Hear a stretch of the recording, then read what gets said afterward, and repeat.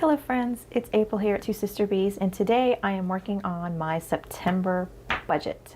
First, let me say welcome and thank you so much for spending your time with me. I am so appreciative that you are here with me. If you're new here, let me take a quick moment to explain my budget process. I do 4 videos a month in succession. I start with budget, then I do cash stuffing, my savings challenges, and then my final video is going to start being my spending diary, which I guess some people might call it kind of like a cash out, but it's going to be a little different. So it's not exactly an idea I have completely fleshed out, but we'll see it when we get there. So what you're about to watch is my budget video. This is the first and most important one that I base all the others from. I am a monthly, zero-based cash stuffer and budgeter. It's a lot of words, I know. But that essentially just means that at the beginning of every month when we receive our income, I pull out all cash that isn't an auto pay bill and assign it to a specific category.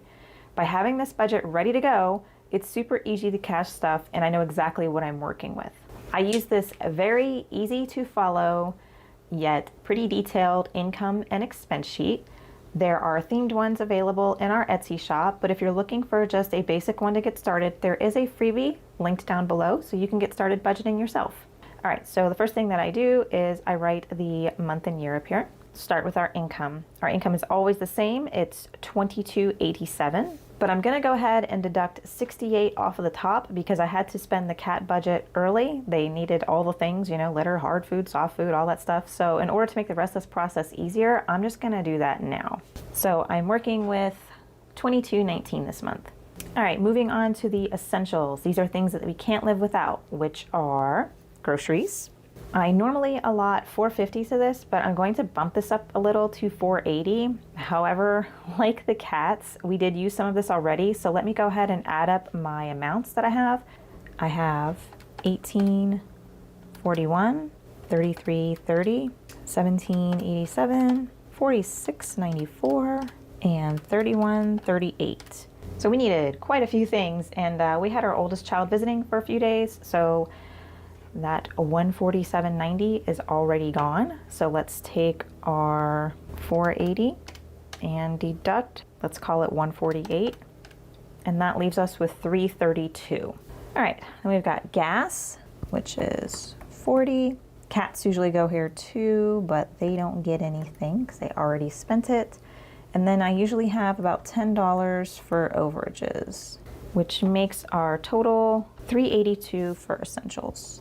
And you know, if you're using the sheet, you don't just use those things. I mean, that could be stuff for like your childcare, any tolls you might pay on your way to work. It's basically just, you know, it's stuff that you have to do no matter what to function for the whole month. So now moving on to our living expenses. All of our living expenses are on auto pay. Some places do offer discounts for auto pay, and being that I only check on everything once a month, it's just easier for me to auto pay and then not worry about it. When we were on a weekly income, I was keeping up with things a lot more, but being monthly, I just prefer auto pay. All right, so we have mortgage, and we are bi-weekly, but sometimes it means that there's a 3 payment a month instead of 2, and this is one of those months. So our total is going to be $990. All right, electric is always the same because I'm on average pay. It was $149 a month, but somehow we managed to have it drop $10, so it's actually $139, and that helps a lot this month, especially with that extra mortgage payment. The garage electric varies from $30 to $35. I always do $35 just to be safe. Our water bill this month was $20. Our internet is $124 a month, and our phone debacle is finally over, and the dust seems to have settled at $84 a month. Although I will say T-Mobile decided to straight up rob $91 from me and deduct an auto pay even though my phones were shut off well before that next billing cycle, and I even turned off auto pay then as well. I called to have it refunded and they declined me. I called back again and they escalated the request, but I'm sure it'll be declined again. And look at this reason that they're giving. The ban must be canceled. What the heck does that even mean? I'm guessing that's turning the auto pay off, but I did do that. I know I did. I'm a really understanding person, but yeah, I feel like they stole that from me, and it's just a final, hey, thanks for being a loyal customer all those years, farewell from them. But yeah, I don't like to feel negative, so we will just tuck that away with all the other things slowly festering in my poor anxiety-ridden body, and we'll move on. All right, let's add this up. And that is $13.92 a month. All right, moving on to credit and debt. The only thing that we have right now is my car, which is $259 a month. And my actual balance owed on my car, I want to say I just hit like the 10K mark. So I need to look at that. I feel terrible that I didn't have that together, but okay. $259. I'm going to take a second here. And now that we paid off our credit cards, it's been like what, end of August, barely a month, if even that. And I got to admit, before I closed my Amazon card, I purchased some things and I started to see it creeping back up. And I had to reel myself in and find some kind of mantra that would resonate to keep me from doing it. And I've been telling myself a few things.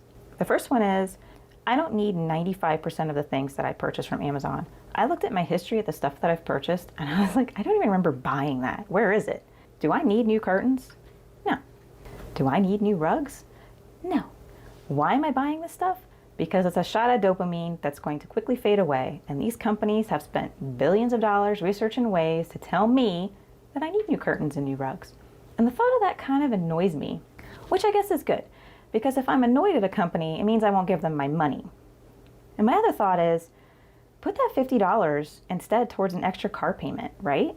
I mean, because if I pay off that car early, that $259 a month can now be put towards my house. And then I will fully own that. And then I'll have everything that I need. And then I can buy this junk that I want without it coming with interest payments. But it is very hard to fight against it. I am my own worst enemy. But if I take a step beyond the initial, oh, that's pretty, I want that, I realize I don't need it and that money is better put somewhere else. And the only person I'm hurting is me. I want to know what you guys tell yourselves to stop spending. Let me know in the comments down below. I really want to hear how you talk yourself out of a purchase, because we're all in this together and it's great to share some advice with each other. All right, so this is the point where I figure out how much cash to pull from the bank. So I get my calculator and I take my $22.19 income.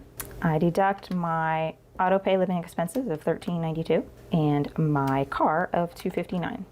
And that leaves us with $568 cash. Now to figure out how much I can use in my envelopes and savings. So I take that $568 and I deduct my essentials, which is $382, which leaves us $186. And this means that we will really barely cover the things that I have to cash stuff for, which the most important is insurance, which is $100, car registration, which is $18, and property tax, which is $20, which would leave us with $48 for the rest of the envelopes and savings challenge, and God forbid some kind of emergency, which honestly is a little scary. So what do you do when this happens? Because, you know, this is real life and it's going to happen.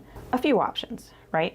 The first thing to do is look at probably the grocery budget, right? You know, we could just eat some cheaper meals, and that's probably the easiest option, is to lower the budget of something like this to make way for the more important things that have to be paid. Because if I don't pay that insurance and car registration, property tax envelope, it's going to start piling up and I won't have the money when I need it. And I'm still going to be in the same situation. So you could do some kind of side hustle, right? My sister cleaned houses for extra funds. My mom did when we were kids. I could easily do some kind of app delivery thing for a few weeks for some extra cash, offer to babysit for a friend, sell something on eBay, which I have been doing, maybe in the Facebook marketplace, some kind of part-time job, whatever. My solution, which I feel very blessed about, is to use some of my Etsy fund.